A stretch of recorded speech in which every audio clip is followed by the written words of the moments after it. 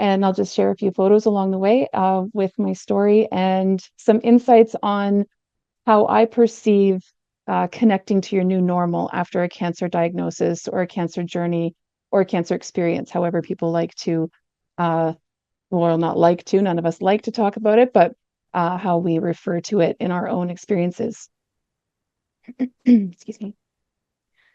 So I will just start there. I'll jump right in. And also, I will say, please forgive me, I'm going to refer to some notes. I know that for those of you who know me, I used to talk about this quite a bit with Save Your Skin. And I've taken a little bit of a step back in the last couple of years and haven't, it's been a different perspective on my new normal, put it that way. And I haven't thought about my story in too much detail and this kind of perspective in a little while. And I found myself to be kind of emotional doing that. So bear with me. I will refer to my notes a bit and okay, hopefully not cry right off the bat. Maybe that's it. We'll get it over with. So I will just dive right in. And again, welcome to the Fireside Chat and for joining us and all the great work that Save Your Skin Foundation does and the connections that you can make and hopefully the resources that you can lean on if you're experiencing the need for those after a cancer diagnosis. So I'll tell you a little bit about myself. My name is Natalie Allan. I am a mother of twin daughters, a writer by hobby, and my career experience spans time in the tech sector, sales, finance, and most recently the nonprofit sector. I live in beautiful Prince George, British Columbia, although my cancer journey was in Ontario. I'm from Ontario. I am almost 49 years old. I can't believe it. This makes me very happy. Why? Because I was diagnosed with advanced cancer at 37 years old, and I was told I was quite likely not to reach my 40th birthday. In April 2014, while at the doctor's office with one of my daughters for her sore throat, just before we were leaving, my little 11-year-old Claire piped up, "Mom, how about you show the doctor your mole?" The doctor turned to me and said, "What mole?" I guess I had shared with my family a concerning lump on my right hip, one that had been growing and had turned blackish blue and wasn't great looking, but I had not yet had checked. I was a busy working mother in generally good health, not a concern in the world. I didn't know very much about skin cancer, and what I did know, I wanted to completely avoid.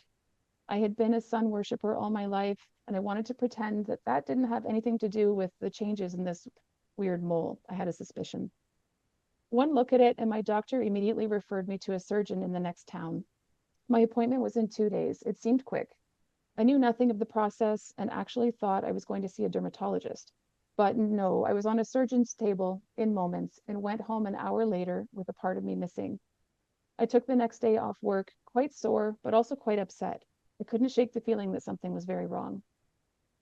A few days later, I got a call from the surgeon's office. My pathology had revealed an aggressive melanoma, skin cancer, and I was to come in the next day for more tests.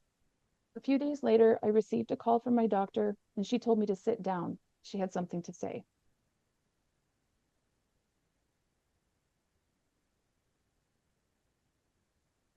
Stage 3B nodular melanoma with a 12.5 millimeter Breslow thickness and 23 mitotic rate.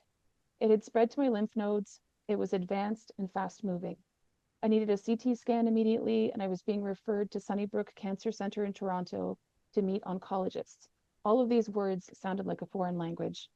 My world crashed in. I went on leave from work. My mom came to help take care of us.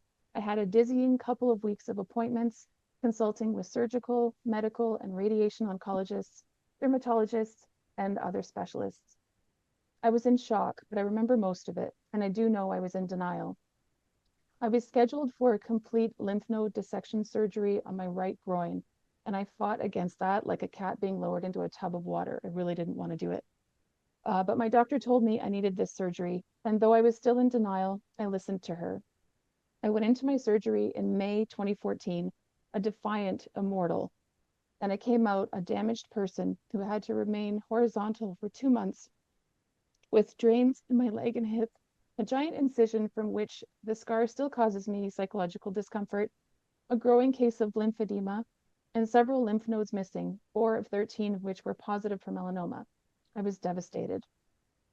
Spring passed. I was able to walk again. I was back at Sunnybrook begging my medical oncologist for help. She carefully explained the statistics surrounding my diagnosis, and the prognosis was not good.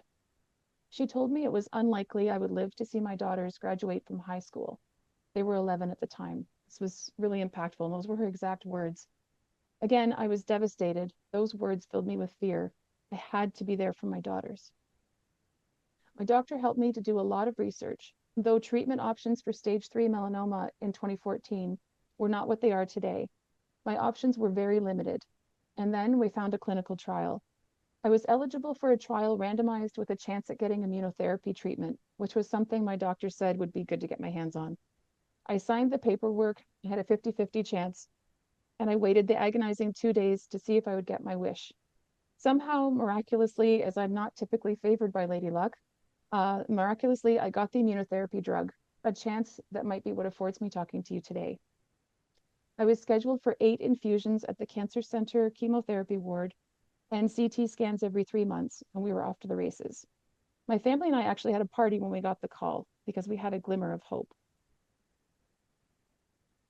By September, however, my CT showed a mysterious tumor in my throat, and I was back in the hot seat for more tests. Not a week later, I was diagnosed with papillary thyroid cancer and was referred to another surgeon at Sunnybrook for head and neck. This second primary diagnosis threw my family and I for a loop. It was when my original oncologist and doctor did a dance for joy, I realized that melanoma is worse than I'd even thought. I was devastated to hear that I had a tumor in my throat and would have to have it removed. Enter flashbacks of my previous major surgery. And they were happy I had thyroid cancer. They were happy it wasn't a melanoma tumor. The gravity of the situation hit me again. Actually, looking back on it, even with what I'd been through to that point, this moment was the worst in my journey. They told me that at least thyroid cancer is the easy cancer. Well, that might have been easier to take if I wasn't already dealing with melanoma. I had the tumor and my thyroid removed in December of 2014, scheduled between my immunotherapy infusions. It was a crazy time. We were back and forth from Meaford to Toronto every couple of weeks and coordinating all of the oncologists and various appointments and departments between immunotherapy and my thyroid treatments, as well as appointments with a gastroenterologist trying to help me with my treatment-induced colitis, which was a major side effect, of my immunotherapy. I was in surgery in Toronto, far from home, while my daughters were in their annual Christmas play at the town hall. Sorry. I was reaching a new low. A couple months later, I spent another 2 nights at Sunnybrook with radioactive iodine therapy in isolation, unable to hug my children for 2 weeks, plus suffering a major hypothyroid situation, as well as a round of prednisone to mitigate the colitis, which it didn't. I was spiraling downward into depression. Denial had turned into plain fear and hopelessness. I was lashing out at my family and home visiting nurses, feeling guilty about it, but unable to control it. The pictures on the screen right now actually are of the devices that they even left in my room when I had the radioactive iodine treatment. It was quite a process, and those kind of images stick with me. It was incredible. I holed myself up in my bedroom. I opened my dusty laptop and I started writing. I had had a blog in the past about recipes and travel and stuff like that, and I decided I would try that again, but this time blog about my melanoma life. At the very least, it would be a way to keep my friends and family updated on my cancer appointments without having to actually speak to them. Don't get me wrong, I was very grateful for everything they tried to do for the girls and I, but they still just did not understand. Nothing was normal anymore. I didn't know what normal was or what it would be for my future. I poured myself into writing, documenting all of my cancer experiences, sometimes angry, well, I must admit, usually angry, sometimes sad, always brutally honest, with occasional humor in the mix. I got help from a counselor. I went to group cancer meetings. I leaned on the resources that were available to my girls and I. I tried all the strategies for getting better, physically and mentally. Yoga, going for walks. I got a dog. Reading, writing, coloring books, doing everything I could to cope from one day to the next. I worked full time to try to fight cancer, fight for my life, figure out what the future would look like. Regularly filled with anger, fear, and frustration, it was all I could do to be gentle with myself and those around me. All the physical and psychological changes I had been forced to take on were all consuming. The strangest things would set me off on a grumpy tangent or burst into tears, devastated all over again. In preparing for this, I was thinking about one evening that really stands out in my mind. One evening, very clearly, my phone rang and it was the Canadian Blood Services calling to see if I would donate blood. I was eager to do it, as always, and was about to make the appointment when it occurred to me to mention my recent cancer diagnoses. The caller paused and got me to repeat, stage 3 melanoma skin cancer. Oh, well, ma'am, you are no longer able to donate blood. Please do not donate for the rest of your life. I have removed you from the list and we will never call you again. Click. I was devastated all over again. Such a simple and relatively small thing, and I could no longer do it. Add that to my list of losses and the facts of my new normal. I wrote a few cranky blogs about the topic and then resumed trying to get better, to feel better, and to be better. All of the physical changes, the scars, loss of work identity, feeling trapped in the disease I was diagnosed with, as well as the psychological changes, relationships, impact on my daughters and my family, emotional roller coaster. All of these things I was experiencing were my new normal, and they were completely out of my control. All I could do was to work to control my reaction to my new normal. It took all I had to make connections with supports, resources, and people that could help. It was around this time I met Kathy and Save Your Skin Foundation. Thankfully, I had hope. I had found hope. By this time, my blog had grown in popularity, and I had readers from all over, not just my friends and family. Save Your Skin Foundation asked if I might like to volunteer with them. Would I be interested in writing some blogs for them, participate in some of their events, share my story? I said yes to all of the above. My burden began to lift. I emerged from my bedroom, hugged my kids tight, and we marched off to Queen's Park in Toronto to share our story with decision makers who needed to understand how valuable good health care is to patients and their families. The girls and I were enjoying getting out again, and we bonded even more than we had already. We had spent a fun night in Toronto before going on breakfast television to represent Save Your Skin at the Melanoma Monday Become a Skin Checker event. We were interviewed by CTV. We felt strong. People were listening and they cared. We were not alone. I was starting to feel better. I'd been off work, on leave from my stressful and time-consuming job as a manager at a large franchise. The gravity of my diagnosis had pretty much left me the option to retire early. And though this seemed a bit too early for me to retire, I did know that I could not return to my demanding job and my old career ambitions with my overworking habits. I needed to do something meaningful. I needed to give back. But could I? I'd been out of the workplace for almost 3 years at that point, and the thought of leaving my kids for any length of time to go back to an office made me fearful all over again. We were healing. I couldn't leave them now. I had finished my 8 immunotherapy treatments by this time, and my colitis was easing up. I felt like I could see a light at the end of the tunnel. I was guest writing for Save Your Skin, but also for publications like HuffPost, and I was determined to do everything I could to educate people about skin cancer, barriers to treatment access, the dangers of sun overexposure, and all that comes with these things. My friends and family had been supportive for the most part, though a few did not understand why I would leave my secure management position to spend all of my time talking about cancer. I could sort of see their point, but they couldn't see mine. The big career didn't interest me anymore. It was not important. I was different now. I am different now. I'm happy to report that since completing my cancer treatments in 2016, I have been no evidence of disease. Both of my cancers are under control, though I still have CT scans every year and a permanent spot on the oncology list. I'm fully aware that with melanoma, it is a likely possibility it could come back, so I live every day to the fullest. I spend my time doing the things I love, and lo and behold, I happen to find love.